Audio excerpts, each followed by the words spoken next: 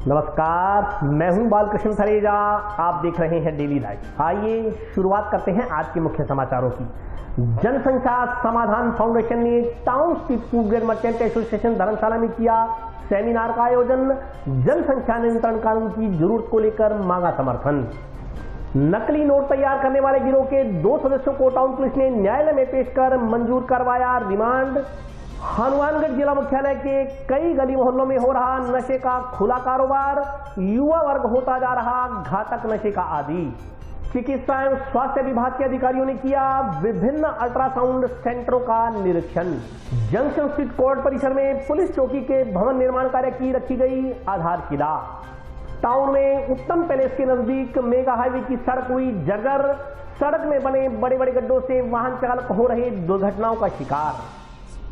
और अब समाचार विस्तार से। जनसंख्या समाधान फाउंडेशन द्वारा जनसंख्या नियंत्रण कानून की मांग को लेकर चलाए जा रहे राष्ट्रीय जन आंदोलन के तहत शनिवार को town street food grain merchant association dharamshala में जिला कार्य समिति की बैठक का आयोजन किया गया। जनसंख्या समाधान फाउंडेशन राजस्थान की ओर से जनसंख्या नियंत्रण कानून की मांग को लेकर चलाए जा रहे राष्ट्रीय जन आंदोलन के तहत शनिवार को town street food grain merchant association dharamshala में कार्यशाला का आयोजन किया गया। बैठक में पीलीबंगा विधायक धर्मेंद्र मोची, पूर्व विधायक द्रौपदी मेघवाल, फाउंडेशन प्रदेशाध्यक्ष नारायण राम चौधरी, फाउंडेशन के संरक्षक ज्ञानदेव आहूजा, भाजपा एससी मोर्चा प्रदेशाध्यक्ष कैलाश मेघवाल, जिला संयोजक प्रदीप बेनीवाल, भाजपा के पूर्व जिलाध्यक्ष कर्पूर सिंह आदि ने भाग लिया। बैठक को संबोधित करते हुए फाउंडेशन के संरक्षक ज्ञानदेव आहूजा ने कहा कि वर्तमान परिदृश्य को देखते हुए जनसंख्या विस्फोट को नियंत्रण करने के लिए देश में जनसंख्या नियंत्रण कानून की नितांत आवश्यकता है। अगर जनसंख्या नियंत्रित नहीं हुई तो बेरोजगारी, महामारी जैसे हालात पैदा हो जाएंगे। जहां जहां भारतीय मूल के लोगों की कमी होती गई, वहां भारत के टुकड़े होते गए, लेकिन अब भारत के टुकड़े नहीं होने देंगे। हम भारत को अखंड और वापस विश्व गुरु बनाएंगे। उन्होंने कहा कि देश में बेकाबू होते जनसंख्या के हालात गृह युद्ध का संकेत दे रहे हैं। अगर इसी तरह जनसंख्या बढ़ती रही तो सन 2040 तक देश में गृह युद्ध होने की पूरी संभावना बनी हुई है। इसे रोकने के लिए जनसंख्या नियंत्रण कानून लागू करना अति आवश्यक है। फाउंडेशन से जुड़े वक्ताओं ने कहा कि आज देश में महामारी, भ्रष्टाचार, बेरोजगारी, भुखमरी सहित अन्य समस्याओं का सबसे बड़ा कारण जनसंख्या वृद्धि है। उन्होंने मांग की कि जनसंख्या नियंत्रण कानून सभी धर्म संप्रदाय के लोगों के लिए हो। इसमें 2 से ज्यादा बच्चे पैदा करने पर उस परिवार की सरकारी सुविधाओं में कटौती के मताधिकार से भी वंचित किया जाना चाहिए। वक्ताओं ने कहा कि जनसंख्या नियंत्रण कानून की मांग को लेकर प्रदेश के 33 जिलों में 16 अगस्त से जिला समितियों की बैठकें शुरू की गई हैं। इसके बाद जिलों में जिला जनसभाएं आयोजित करेंगे। रथ यात्रा निकालकर जयपुर में एक बड़ी सभा की जाएगी ताकि केंद्र सरकार जनसंख्या नियंत्रण कानून लागू करे। बैठक में फाउंडेशन के जिले भर के सदस्य मौजूद रहे। हमारे हनुमानगढ़ जिले की जिला कार्य समिति सदस्य की बैठक है।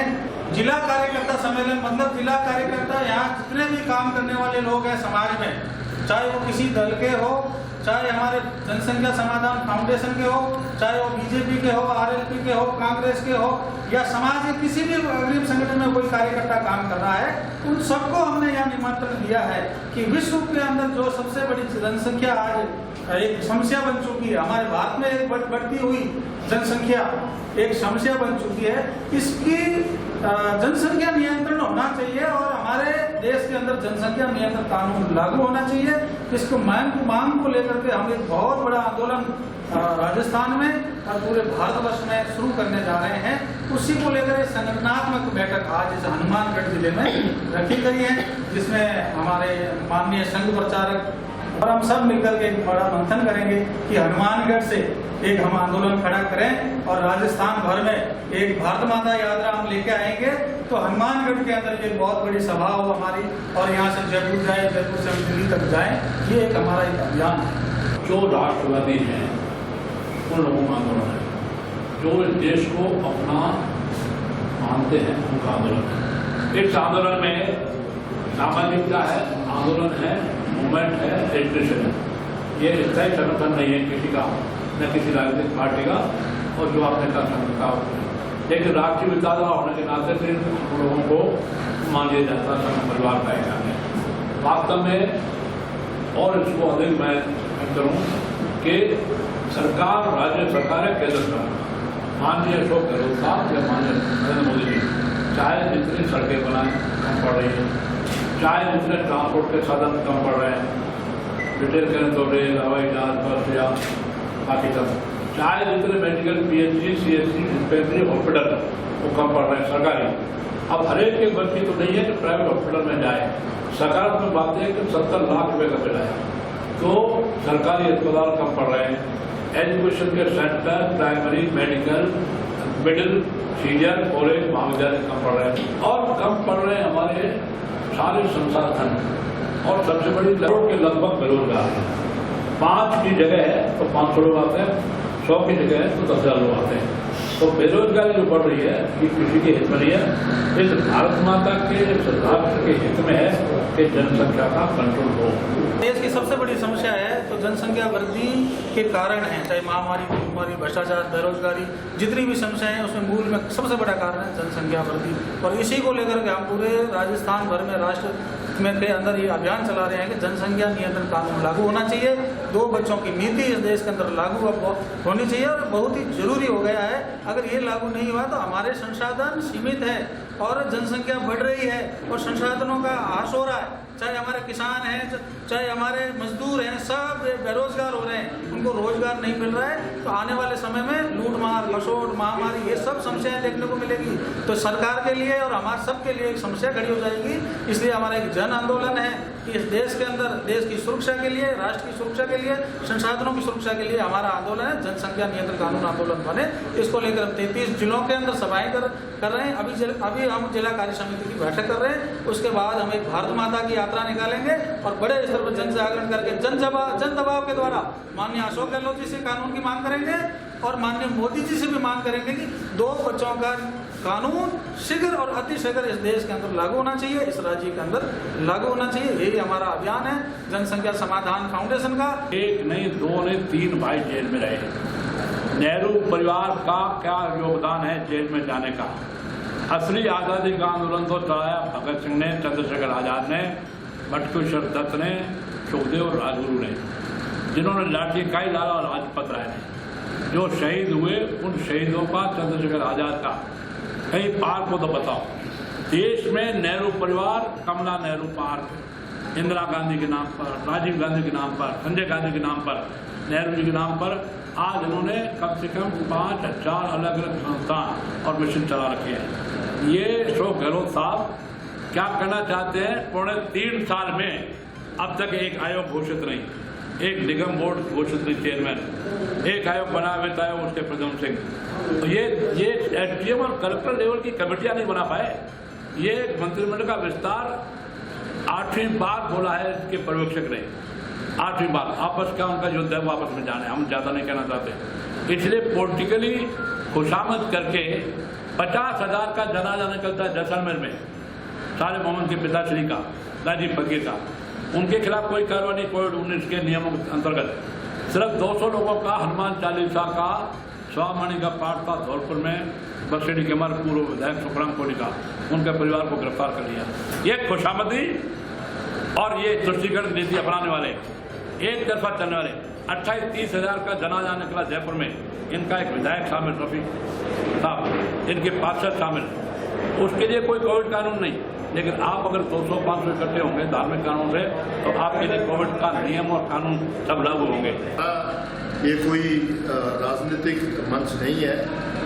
हनुमानगढ़ में आज हमारे ज्ञानदेव जी, ओझा जी, हमारे प्रदेश अध्यक्ष चौधरी जी सभी इकट्ठे हुए हैं और हनुमानगढ़ का संयोजक का दायित्व मुझे दिया है, तो हम इसको भली मानती इसको इम्प्लीमेंट कराएंगे, जो कि ये सिर्फ और सिर्फ जनसंख्या निमंत्रण मतलब कि नियंत्रण का है कि हम 2 हमारे 2, और पूरे हनुमानगढ़ में, पूरे राजस्थान में, पूरे राष्ट्र में, जो कि जैसे कि हम एक इंसान के 4 बच्चे, 4-5 बच्चे हो तो वो उसकी एजुकेशन के लिए भी नहीं फुलफिल कर पाएगा, उसके पालन पोषण में भी नहीं कर पाएगा, उसके हर काम में मतलब कि अगर 2 बच्चे होंगे या 1 होंगे तो उसकी पूरी देखभाल कर सकेगा। और अपने जैसे कि राष्ट्र में साधन है, हॉस्पिटल्स है, ये भी कम पड़ते जा रहे हैं। मेरे से पूर्व में भी सभी वक्ताओं ने बताया, तो मेरे तो यही निवेदन है सबसे। और सबसे आशा करता हूं कि भी जनसंख्या कंट्रोल में नियंत्रण रखें। नकली नोट तैयार करने वाले गिरोह का भंडाफोड़ करने के मामले में गिरफ्तार किए गए गिरोह के दोनों सदस्यों को टाउन पुलिस ने शनिवार को न्यायालय में पेश कर रिमांड मंजूर करवाया। नकली नोट तैयार करने वाले गिरोह का भंडाफोड़ करने के मामले में शुक्रवार को गिरफ्तार किए गए गिरोह के दोनों सदस्यों को टाउन पुलिस ने शनिवार को न्यायालय में पेश किया। इनमें से एक आरोपी कुलविंदर सिंह उर्फ किंदा पुत्र गुरदीप सिंह उर्फ दीपा निवासी गांव शापिनी पीएस संगरिया को न्यायालय अभिरक्षा में जेल भिजवा दिया गया, जबकि दूसरे आरोपी दलवीर सिंह उर्फ बलवीर सिंह पुत्र मगारम निवासी शापिनी का पीसी रिमांड मंजूर करवाया गया है। पुलिस ने आरोपियों की निशानदेही पर वह कंप्यूटर सेट व प्रिंटर बरामद कर लिया जिससे वे नकली नोट तैयार किया करते थे। टाउन थाना प्रभारी दिनेश सारण ने बताया कि इस गिरोह में शामिल 4 लोग पुलिस गिरफ्त में हैं और 3 रिमांड पर हैं, जबकि गिरोह में शामिल एक आरोपी को श्रीगंगानगर जिले की सादुल शहर पुलिस ने 2 दिन पहले गिरफ्तार किया था। वहीं एक अन्य आरोपी की तलाश जारी है। दिनेश सारण ने बताया कि पुलिस आरोपियों से पूछताछ कर अन्य सामान की बरामदगी व गिरोह में शामिल अन्य लोगों के बारे में पड़ताल कर उनकी धरपकड़ का प्रयास कर रही है। उल्लेखनीय है कि पकड़े गए लोगों से नकली नोट बरामद किए गए थे। पुलिस की पूछताछ में यह बात सामने आई कि गिरोह सदस्य हिसार में कलर प्रिंटर के जरिए नकली नोट तैयार करते थे। आरोपियों से हुई पूछताछ में खुलासा हुआ कि कुलदीप सिंह ने विकलांग दलवीर उर्फ बलबीर सिंह के साथ मिलकर अरुण कुमार निवासी हिसार के आजाद नगर स्थित कार्यालय में नकली नोट तैयार किए थे। पुलिस थाना हनुमानगढ़ जंक्शन में नकली नोटों बाबत एक मुकदमा दर्ज हुआ था, जिसमें उन्होंने मौका पर 2 व्यक्तियों को गिरफ्तार किया था, जिनसे 84,200 रुपए के नकली नोट बरामद हुए थे, जिसकी तफ्तीश मेरे द्वारा की जा रही है। हमने तफ्तीश को आगे बढ़ाते हुए 3 दिन का उनका पुलिस रिमांड हासिल किया है और उनकी निशानदेही से हमने 2 व्यक्तियों को और गिरफ्तार किया है, जिनका आज पुलिस रिमांड लिया जाएगा। और ये नोट कैसे छापते थे, किस साधन का उपयोग करते थे, किस प्रकार से इनकी मोडस ऑपरेंडी रहती थी, उस सब के बारे में इनसे जानकारी प्राप्त करके इसका खुलासा किया जाएगा। कल जो गिरफ्तार किया उनका नाम कुलविंदर सिंह उर्फ किंदा और दलवीर सिंह उर्फ बलवीर सिंह है। नहीं, पूर्व में इस तरह के कोई मुकदमे नहीं। खेलों और अन्य सकारात्मक गतिविधियों में सदैव अग्रणी रहने वाले हनुमानगढ़ के युवाओं को किसी की नजर लग गई है। यहाँ के कई युवा विभिन्न प्रकार के घातक नशों के अभ्यस्त होकर अपने जीवन को अंधे कुएं में धकेल रहे हैं। यहाँ के प्रबुद्ध लोगों ने पुलिस प्रशासन से नशा तस्करों को दबोचने की मांग की है ताकि युवाओं के अनमोल जीवन को बचाया जा सके।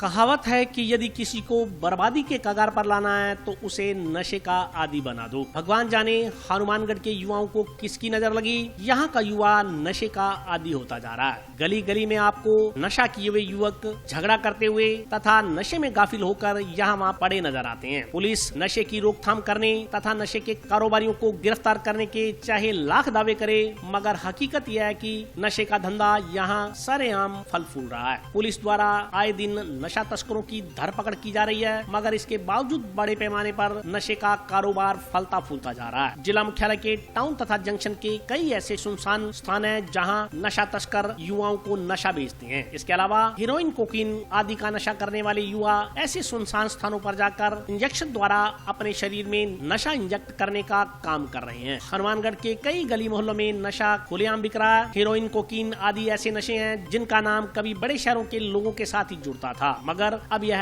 हनुमानगढ़ जैसे छोटे जिले में भी आम हो रहा है। हनुमानगढ़ के प्रबुद्ध नागरिकों ने युवा पीढ़ी के इस गर्त में जाने पर अपनी चिंता जाहिर की है। नागरिकों ने पुलिस अधिकारियों से आग्रह किया है कि वह येन केन प्रतिदिन नशे के कारोबारियों को सलाखों के पीछे पहुंचाए, जिससे युवा वर्ग नशे के इस अंधे कुएं में जाने से बच सके। इस संदर्भ में टाउन थाना प्रभारी दिनेश सारण ने कहा कि वे उच्च अधिकारियों के निर्देश पर नशा तस्करों के खिलाफ सख्ती किए हुए हैं और ऐसे लोगों के बारे में सूचना मिलते ही उनको दबोचने का काम किया जा रहा है। आज हनुमानगढ़ का युवा जो अगली पीढ़ी अपने आने वाली है, जो भारत का भविष्य है, वो अंधकार में हो चुका है और पुलिस प्रशासन का पता नहीं है। तो सबसे ज़्यादा नशे के अंदर जो युवा और छोटे बच्चे, मैं तो युवा भी नहीं कहता, जो लगभग वैसे तो अपने उनको बोलते हैं कि वो अभी बाल्यकाल में है, 18 वर्ष की उम्र उन्होंने पूर्ण नहीं की है, लेकिन नशे के अंदर सबसे ज़्यादा वही है। चाहे आपका दशहरा ग्राउंड ले लो, भद्रकाली रोड पे कभी ले लो, माता जी के मंदिर की तरफ जाते हैं उसकी तरफ ले लो, और ये जो अड्डा है रूपनगर की साइड का, इसके अंदर नाली के बंदे के ऊपर इन लोगों ने, बच्चों ने अड्डा बना रखा है। छोटे छोटे बच्चे, बिल्कुल छोटे छोटे बच्चे, उनको आप ये नहीं सकते कि भी अपने उस कोई काम नहीं कह सकते, लेकिन वो इंजेक्शन लगा रहे हैं और वो जो पता नहीं क्या है, वो प्लास्टिक सफ़ेद सा होता है, उसके ऊपर नीचे आग लगा के धुआं लेते हैं, पता नहीं क्या करते हैं। तो इस टाइप की जो है पूरी की पूरा हनुमानगढ़ इसी तरीके से हो रहा है और प्रशासन का पता ही नहीं है। और हम लोग कई बार अवगत भी करवा चुके हैं और हमारे खेतों की तरफ वो है, और वो क्या करेंगे, पैसे नहीं मिलेंगे तो वो मजदूरी कर नहीं सकते, लेकिन जो मजदूरी करने के लिए आएंगे तो वो अवस्था अट जाती है अपनी, कभी बाल मजदूरी नहीं करा सकते, लेकिन बाल नशा कर सकता है। और नहीं हो तो आप जब मर्जी कोई भी अधिकारी, सक्षम अधिकारी है, वो आ जाए और हम लोग उनको दिखा देंगे। नशा और जो ये अभियान है वो कागजों में ही है और कागजों के अंदर ही पूरा हो जाता है। हमारे हनुमानगढ़ क्षेत्र में, हनुमानगढ़ की क्या मैं बात करूं, पूरे देश के अंदर ही नशा जो है वो समाज के लिए एक बहुत बड़ी बुराई, बहुत बड़ा अभिशाप साबित हो रहा है। और इसमें कहीं ना कहीं सरकारों की जो नीतियां हैं वो भी जिम्मेदार है। अभी किसी भी नशे की अपने बात करें, पहले परंपरागत नशे होते थे, अफीम का, पोस्त का, डोडे का, तो मैं कोई उनकी वकालत नहीं कर रहा, लेकिन ये बात जो सच्चाई है उसको हमें स्वीकार करना होगा कि जो अफीम और पोस्त का जो नशा है, पहले क्या है कि सभी लोग खेत में काम करने वाले भी थोड़ा थोड़ा नशा लेकर वो काम करते थे। एक परंपरागत नशे की श्रेणी में जो आता है, आज जब सरकार ने रोक लगाई है अफीम और पोस्त के नशे पर, लेकिन सरकार चिट्टे पर क्यों नहीं रोक लगा पा रही? सरकार ड्रग्स के नशे पर क्यों नहीं रोक लगा पा रही? आज जब 18-18, 20-20 साल के नौजवान या स्कूली स्टूडेंट्स को जब हम नशा करते हुए देखते हैं और वो नशे में इतना, मतलब उनका जो व्यक्तित्व है वो क्या, मैं तो ये कहूँगा भी दीन ईमान ही खत्म हो जाता है। नशा में आदमी अपनी शुद्ध बुद्ध, सोचन शक्ति, रिश्ता नाता सब कुछ भूल जाता है। अखबारों में रोजाना पढ़ते हैं, माँ बाप तक का मर्डर कर देता है नशेड़ी, चोरी करनी शुरू करता है। जितनी भी बुराइयां हैं वो नशे की वजह से आती है। तो जो आपको भी मैं साधुवाद दूंगा, जो नशे के खिलाफ आपने जो ये मुहिम छेड़ी है, हमने भी बहुत बार दीवारों के ऊपर स्लोगन छपवाए हैं, बहुत प्रयास किया है। तो मेरा तो आपके माध्यम से सरकार से यही मांग है कि जो ड्रग्स, चिट्टे का जो ये नशा है वो कहाँ से आ रहा है, कौन बेच रहा है, आ तो देश में ही रहा है, उन पे सरकार रोक क्यों नहीं लगा पा रही? यहाँ पर जहाँ भी शहर में देखते हैं कि आजकल युवा वर्ग बहुत ही ज़्यादा नशे की गिरफ्त में है, वो नशे की इतनी गिरफ्त में आ चुका है कि आज के टाइम उनके आगे का भविष्य देखकर मुझे चिंता हो रही है कि भविष्य में वो क्या करेंगे। उनका भविष्य बहुत ही अंधकार में है और वो ज़्यादा लंबी उम्र भी नहीं जी सकते और पुलिस प्रशासन इस पर ज़्यादा गौर नहीं कर रहा है। पता नहीं क्या कारण है, कहाँ से ये नशा आ रहा है, क्या हो रहा है। ये बहुत ही आगे भविष्य, बच्चों का भविष्य देख कर ये लगता है कि आने वाले समय में क्या होगा, क्या नहीं होगा। इसकी बहुत ही ज़्यादा ये मतलब मान लो आप ये कि इनका भविष्य सुरक्षित नहीं है किसी में। ये कुछ भी आपराधिक तत्व जैसे भी हैं, ये अपराध बहुत घिनौना अपराध भी कर सकते हैं। उनके जो नशे के कारण इनको कुछ उसके परिवार का भी पता नहीं होता है, तो ये किसी का भी कुछ भी कर सकते हैं। हमारा नशे के खिलाफ लगातार उसको रोकने का, उसको बंद करने का प्रयास जारी रहेगा और हमारी तरफ से हम अच्छी से अच्छी कार्रवाइयाँ करते हुए नशे पर पूरी तरह से रोकथाम करेंगे। और हमने ऑपरेशन प्रहार के माध्यम से काफ़ी कार्रवाइयाँ की है। ऑपरेशन संजीवनी के माध्यम से हमने लोगों को नशा छुड़ाने के लिए भी प्रेरित किया है। उसके लिए हमने 3 बड़े कैंप भी आयोजित किए हैं, जिसके तहत हमने करीब 150 लोगों को नशा छुड़ाने के लिए प्रेरित किया है। उनका हम लगातार चेकअप करवा रहे हैं। उनको रिहेबिलिटेशन जो सेंटर है उनमें भेजा गया है और उन्होंने वो काफ़ी प्रेरित होकर उन्होंने काफ़ी हद तक नशा कम कर दिया है। कुछ लोग नशे को पूरी तरह छोड़ चुके हैं। टाउन स्थित गुरुद्वारा सुखा सिंह महताब सिंह में प्रत्येक वर्ष की भांति इस वर्ष भी जोड़ मेला श्रद्धापूर्वक मनाया जाएगा। गुरुद्वारा सेवादारों ने बताया कि मुख्य मेला 9 सितंबर को आयोजित होगा।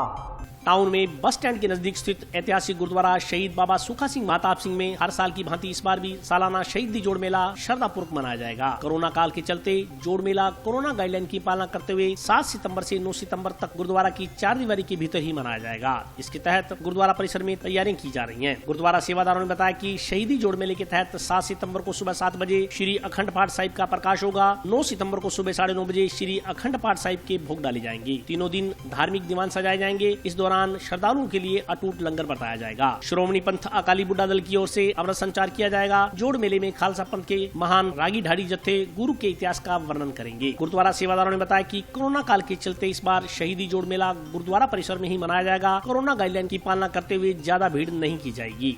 जो गुरुद्वारा बाबा सुखा सिंह बाबा महताब सिंह जी ਉਹਨਾਂ ਦਾ ਸਾਲਾਨਾ ਜੋੜ ਮੇਲਾ ਇਸ ਜਗ੍ਹਾ ਤੇ ਮਨਾਇਆ ਜਾਂਦਾ ਹੈ। ਇਸ ਪਵਿੱਤਰ ਸਥਾਨ ਤੇ ਉਹ ਇਸ ਵਾਰੀ ਵੀ ਸਾਲਾਨਾ ਜੋੜ ਮੇਲਾ ਮਨਾਇਆ ਜਾ ਰਿਹਾ ਹੈ। ਸ਼੍ਰੋਮਣੀ ਪੰਥ ਅਕਾਲੀ ਬੁੱਢਾ ਦਲ ਪੰਜਵਾਂ ਤਖਤ ਸਿੰਘ ਸਾਹਿਬ ਜਥੇਦਾਰ ਬਾਬਾ ਬਲਵੀਰ ਸਿੰਘ ਜੀ ਦੀ ਰਹਿਨੁਮਾਈ ਹੇਠ ਇਹ ਜੋ ਜੋੜ ਮੇਲਾ ਹੈ ਇਹ ਮਨਾਇਆ ਜਾ ਰਿਹਾ ਹੈ। ਇਹ ਜੋੜ ਮੇਲਾ ਕੋਰੋਨਾ ਨੂੰ ਨਿਗਾਹ 'ਚ ਰੱਖਦੇ ਹੋਏ ਇਸ ਦੇ ਵਿੱਚ ਕੋਈ ਜ਼ਿਆਦਾ ਇਕੱਠ ਨਹੀਂ ਕਰਿਆ ਜਾਏਗਾ। ਅੰਦਰ ਹੀ ਮੇਲਾ ਮਨਾਇਆ ਜਾਏਗਾ। ਦਰਬਾਰ ਦੇ ਵਿੱਚ ਹੀ ਜੋ ਸ਼ਬਦ ਕੀਰਤਨ ਹੋਏਗਾ ਦਰਬਾਰ ਦੇ ਅੰਦਰ ਹੀ ਹੋਏਗਾ। ਅੰਦਰ ਆਪਦੀ ਗੁਰਦੁਆਰੇ ਦੀ ਚਾਰ ਦੀਵਾਰੀ ਦੇ ਅੰਦਰ ਹੀ ਜੋ ਜੋੜ ਮੇਲਾ ਹੋਏਗਾ ਉਹ ਹੋਏਗਾ। ਕੋਰੋਨਾ ਦੇ ਮੰਦਿਰ ਨਜ਼ਰ ਰੱਖਦੇ ਹੋਏ ਲਈ ਕੋਈ ਜ਼ਿਆਦਾ ਇਕੱਠ ਨਹੀਂ ਕਰਨਾ, ਬਾਹਰ ਕੋਈ ਇਕੱਠ ਨਹੀਂ ਕਰਨਾ, ਲਈ ਅੰਦਰ ਹੀ ਜੋੜ ਮੇਲਾ ਮਨਾਇਆ ਜਾਏਗਾ। ਇਹ ਜੋੜ ਮੇਲੇ ਦੇ ਵਿੱਚ ਸਿੰਘ ਸਾਹਿਬ ਜਥੇਦਾਰ ਬਾਬਾ ਬਲਵੀਰ ਸਿੰਘ ਜੀ ਆਪ ਪਹੁੰਚਣਗੇ। ਨਾਲ ਢਾਡੀ ਜਥਾ ਭਾਈ ਤਰਸੇਮ ਸਿੰਘ ਜੀ ਮੋਰਾਂਵਾਲੀ ਵਾਲੇ ਤੇ ਬਾਕੀ ਹਜੂਰੀ ਰਾਗੀ ਸ਼੍ਰੀ ਹਰਿਮੰਦਰ ਸਾਹਿਬ ਤੋਂ ਇਸ ਜਗ੍ਹਾ ਤੇ ਬਾਬਾ ਮਨਮੋਹਨ ਸਿੰਘ ਜੀ ਬਾਰਨਾ ਵਾਲੇ ਉਹ ਜਿਹੜੇ ਨੇ ਇਹ ਮਹਾਂਪੁਰਸ਼ ਇਸ ਜੋੜ ਮੇਲੇ ਦੇ ਵਿੱਚ ਪਹੁੰਚਣਗੇ। ਗੁਰਦੁਆਰਾ ਸੁੱਖਾ ਸਿੰਘ ਸ਼ਹੀਦ ਬਾਬਾ ਮਹਤਾਬ ਸਿੰਘ ਵਿਖੇ 7 ਤੋਂ 9 ਤਰੀਕ ਤਾਈਂ ਜੋ ਸ਼ਹੀਦੀ ਜੋੜ ਮੇਲਾ ਮਨਾਇਆ ਜਾਂਦਾ ਸੀ, ਇਸ ਵਾਰ ਉਹ ਕੋਰੋਨਾ ਕਾਲ ਨੂੰ ਦੇਖਦੇ ਹੋਏ ਸੰਕੁਚਿਤ ਤੌਰ ਤੇ ਗੁਰਦੁਆਰਾ ਪਰਿਸਰ ਦੇ ਅੰਦਰ ਹੀ ਮਨਾਇਆ ਜਾਵੇਗਾ। 7 ਤਰੀਕ ਨੂੰ ਅਖੰਡ ਪਾਠ ਪ੍ਰਕਾਸ਼ ਹੋਣਗੇ ਅਤੇ 9 ਨੂੰ ਭੋਗ ਪਾਏ ਜਾਣਗੇ। ਸਾਰੀ ਸੰਗਤ ਨੂੰ ਬੇਨਤੀ ਕੀਤੀ ਜਾਂਦੀ ਆ ਵੀ ਮਾਸਕ ਲਾ ਕੇ ਕੋਰੋਨਾ ਦੇ ਨਿਯਮਾਂ ਦਾ ਪਾਲਨ ਕਰਕੇ ਆ ਕੇ ਮੱਥਾ ਟੇਕ के ਤੇ वापस चले जावे। चिकित्सा एवं स्वास्थ्य विभाग के अधिकारियों द्वारा शनिवार को पीसीपीएनटी एक्ट के तहत पंजीकृत अल्ट्रासाउंड सेंटरों का निरीक्षण किया गया।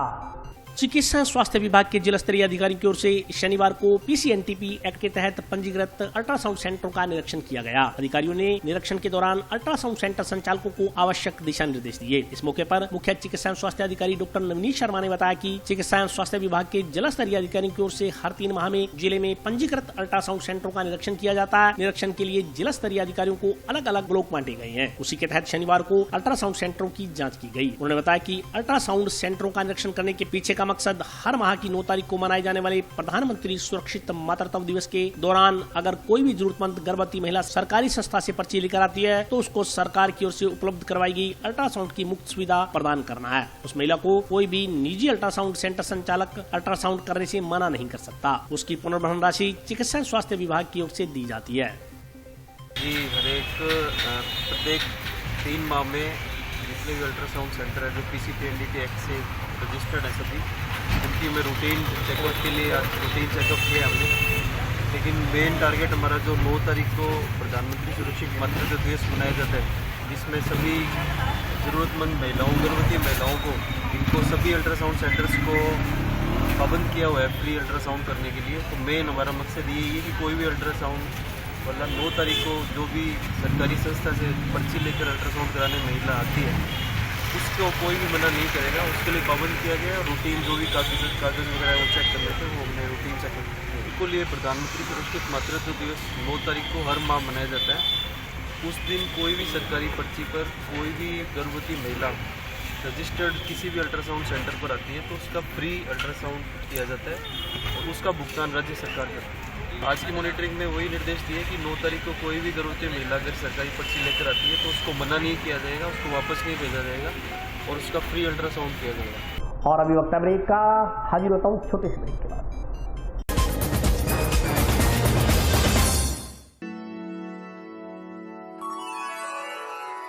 यूं तो कई बार मुझे हंसते देखा है,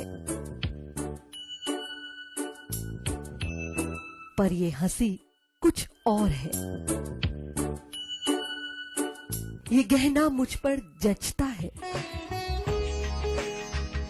पर ये महज एक गहना नहीं, ये रूपरेखा है मेरे मन की, हंसती खिलखिलाती लहरों की, जो आतुर थी अब तक मुझ पर सजने को। इसलिए ये गहना ही मेरा सच्चा श्रृंगार है, श्रृंगार है, श्रृंगार है।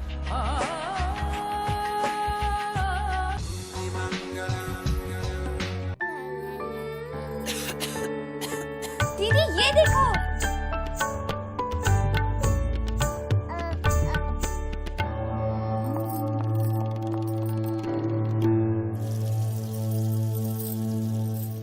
नोवेल कोरोना वायरस बीमारी को फैलने से रोका जा सकता है। खांसी और छींक के बाद और बच्चे को छूने से पहले अपने हाथों को साबुन से धोकर इसे फैलने से रोक सकते हैं।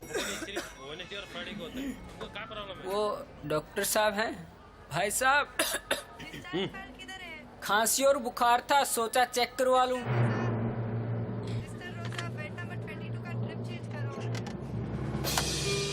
नोवेल कोरोना वायरस बीमारी को फैलने से रोका जा सकता है। बुखार के साथ खांसी और छींक होने पर तुरंत नजदीकी हेल्थ क्लिनिक या केंद्र जाएं। ब्रेक के बाद स्वागत है। आइए नजर डालते हैं अगले समाचारों पर। जंक्शन स्थित कोर्ट परिसर में आज पुलिस चौकी के भवन निर्माण कार्य की नींव रखी गई। बार संघ अध्यक्ष के अनुसार भवन निर्माण कार्य पर लगभग 2.25 लाख रुपए की लागत आएगी। जिला मुख्यालय पर स्थित न्यायालय परिसर में होने वाली आपराधिक घटनाओं पर लगाम लगाने के उद्देश्य से स्थापित की जाने वाली पुलिस चौकी के भवन निर्माण कार्य का शनिवार को शुभारंभ किया गया। शनिवार को पुलिस चौकी के भवन निर्माण की नींव रखी गई। इस मौके पर बार संघ पदाधिकारियों सहित अन्य वक्ता मौजूद रहे। इस दौरान बार संघ अध्यक्ष मनजिंदर सिंह लेगा ने बताया कि बार संघ की ओर से समय के खर्चे पर न्यायालय के मुख्य गेट के पास पुलिस चौकी भवन का निर्माण करवाना प्रस्तावित था। इसी क्रम में बार संघ की ओर से शनिवार को भवन का निर्माण कार्य शुरू करवाया गया है। पुलिस चौकी के भवन निर्माण की नींव रखी गई है। पुलिस चौकी के भवन निर्माण पर करीब 1.5 से 2.25 लाख रुपए खर्च होंगे। न्यायालय परिसर के मुख्य गेट के पास पुलिस चौकी बनने से न्यायालय परिसर में आने वाले अराजक तत्वों पर अंकुश लगेगा, क्योंकि न्यायालय परिसर में कई बार मोटरसाइकिल चोरी की घटनाएं हो चुकी हैं। बाइक से तेल निकालने के मामले भी सामने आ चुके हैं। न्यायालय परिसर में इससे पहले फायरिंग भी हुई थी। तब से ही न्यायालय परिसर में पुलिस चौकी स्थापित किए जाने की मांग उठ रही थी, लेकिन अब न्यायालय परिसर के मुख्य द्वार के पास पुलिस चौकी स्थापित होने से अपराधियों में भय रहेगा। इस मौके पर बार संघ से जुड़े कई अधिवक्ता मौजूद रहे। बार संघ हनुमानगढ़ द्वारा हमारे न्यायालय परिसर के मुख्य गेट के पास एक चौकी बनाना प्रस्तावित था, जिसे बार संघ स्वयं के खर्चे पर चौकी का निर्माण किया जाना था। इसी क्रम में बार संघ हनुमानगढ़ आज चौकी का निर्माण शुरू कर रहा है, जिसकी नींव आज रखी जाएगी और इस पर करीब 1.5-2 लाख रुपए का खर्चा होगा। और इस चौकी बनने से, मुख्य गेट पर चौकी बनने से न्यायालय में आने वाले जो अराजक तत्व हैं उन पर अंकुश रहेगा। कई बार हमारे न्यायालय परिसर में वो बाइक चोरी हो जाते थे, बाइक का तेल निकाल लेते थे, या आपराधिक घटनाएं भी हमारे न्यायालय में घटी हैं। मुख्य गेट पर चौकी स्थापित होने से अपराधियों में भय रहेगा और न्यायालय परिसर में कोई आपराधिक घटना नहीं घटेगी। यही हमारा उद्देश्य है। जंक्शन स्थित जूडो हॉल में आज शौचालय सुविधा सेंटर का लोकार्पण किया गया। जंक्शन की सिविल लाइन स्थित जूडो हॉल में प्रैक्टिस करने आने वाले खिलाड़ियों के लिए प्रैक्टिस के दौरान शौचालय की काफी समस्या आ रही थी। इसी समस्या को देखते हुए जिला जूडो एसोसिएशन ने नगर परिषद सभापति को समस्या से अवगत करवाया। इस पर नगर परिषद द्वारा जूडो हॉल बाउंड्री में लाखों रुपए की लागत से शौचालय का निर्माण करवाया गया। शौचालय सुविधा का उद्घाटन शनिवार को कांग्रेस के वरिष्ठ नेता भूपेंद्र चौधरी, नगर परिषद सभापति गणेश बंसल द्वारा किया गया। इस मौके पर नगर परिषद उप सभापति अनिल खिचड़, निर्माण समिति अध्यक्ष सुमित रिणवा, जंक्शन थाना प्रभारी नरेश गहरा, बार संघ अध्यक्ष मनजिंदर सिंह लेगा, कांग्रेस नेता मनीष धारणिया, अधिवक्ता रामकुमार, कुलविंदर सिंह, सुरेंद्र गाड़ी सहित अन्य गणमान्य लोग उपस्थित रहे। जिम के लिए बोला तो वो जिम भी लगभग तैयार हो चुका है। मैंने भाई साहब को बहुत मांगे और लास्ट बार मैं गया तो मैंने उनसे कहा कि भाई साहब तो मेरे को शर्म आने लगी है, बहुत कुछ मांगा आपसे। तो उनका जवाब था, उन्होंने कहा तू तो करेगा ना, क्योंकि मुझे पता है कि वो अपने लिए नहीं कर रहा, शायद ये बच्चों के लिए, खिलाड़ियों के लिए कर रहा है। गुरु एडमिशन स्कूल के क्लास के ग्राउंड पे जूडो खिलाड़ी प्रैक्टिस करते थे। हमने उस चीज को समझा, साथियों ने मिलकर के जगहों की व्यवस्था की और मैं आभार व्यक्त करना चाहता हूँ लाइन्स क्लब का।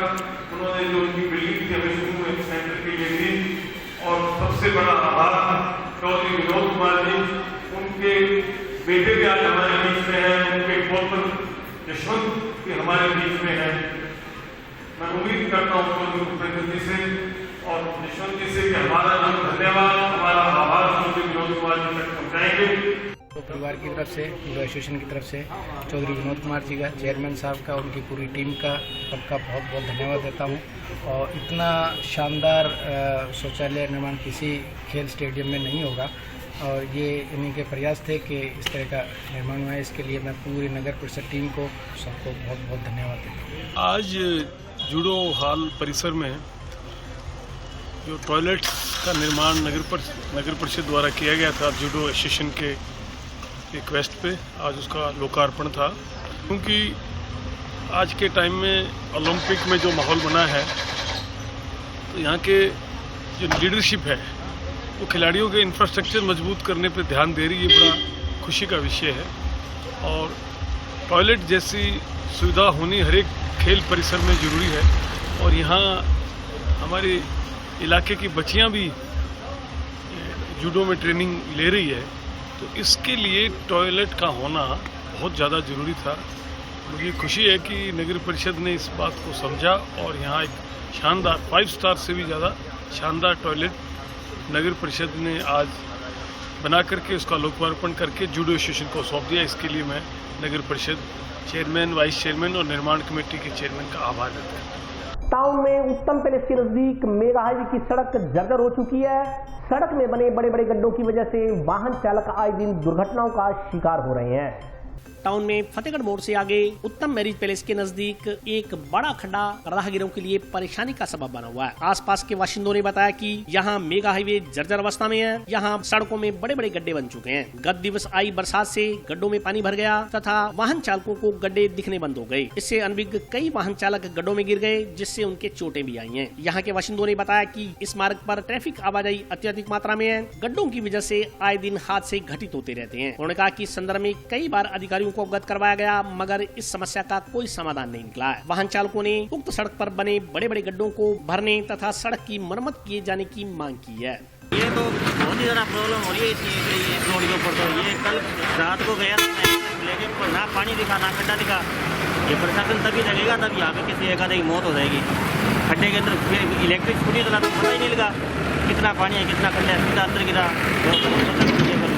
तो बहुत ज्यादा बिल्कुल सर लगी थी चोट, ज्यादा मामूली चोट थी मगर ज्यादा नहीं लगी, मगर शुक्र है खुदा बच गए अपने। तो परिवार में कोई सदस्य साथ में हो, पीछे से कोई साधन आ जाए, अचानक ब्रेक लगानी पड़ जाए, ब्रेक लगे ना, ब्रेक को क्या पता कहाँ लगे कहाँ ना लगे।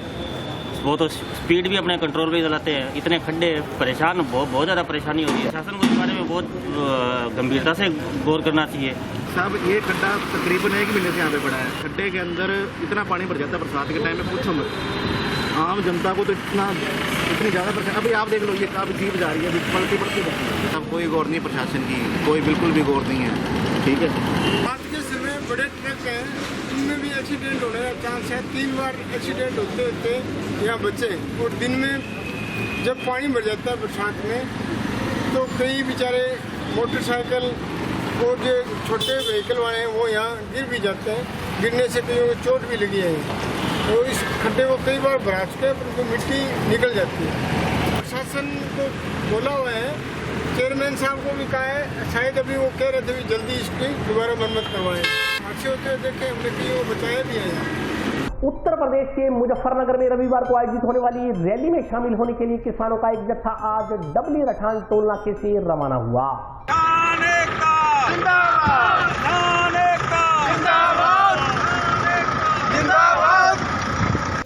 केंद्र सरकार के 3 नए कृषि कानूनों के खिलाफ जारी किसान आंदोलन के तहत मुजफ्फरनगर में रविवार को आयोजित होने वाली रैली में शामिल होने के लिए शनिवार को हनुमानगढ़ से भी किसान रवाना हुए। सूरतगढ़ 4 लेन पर गांव मक्का सरवा डबली ठान के बीच टोल प्लाजा से शनिवार को किसानों को माला पहनाकर मुजफ्फरनगर रैली के लिए रवाना किया गया। किसानों ने निजी वाहनों से मुजफ्फरनगर के लिए कूच किया। रैली में शामिल होने के लिए जिला मुख्यालय के आसपास के गाँव के किसान 5 वाहनों में सवार होकर रवाना हुए। इस मौके पर संयुक्त किसान मोर्चा सदस्यों ने कहा कि 3 किसान विरोधी कानूनों को रद्द करने तथा न्यूनतम समर्थन मूल्य की कानूनी गारंटी की मांग को लेकर चल रहा ऐतिहासिक किसान आंदोलन 8 माह पूरे कर चुका है। इन 8 माह में किसानों के आत्म समारोह और एकता का प्रतीक बना यह आंदोलन अब किसान ही नहीं देश के सभी संघर्षशील वर्गों का लोकतंत्र बचाने और देश बचाने का आंदोलन बन चुका है। किसानों के अनुसार आंदोलन के तीसरे चरण के तहत रविवार को मुजफ्फरनगर में देश भर से किसानों की ऐतिहासिक महापंचायत आयोजित की जा रही है। इसमें शामिल होने के लिए किसान रवाना हुए हैं। ਅੱਜ ਅਸੀਂ ਡਬਲੀ ਮੱਕਾ ਟੂਲ ਨਾਕੇ ਤੋਂ 4-5 ਗੱਡੀਆਂ ਦਾ ਜੱਥਾ ਭੇਜਿਆ ਮੁਜ਼ੱਫਰਨਗਰ ਵਾਸਤੇ, ਕੱਲ ਦੀ ਰੈਲੀ ਵਾਸਤੇ।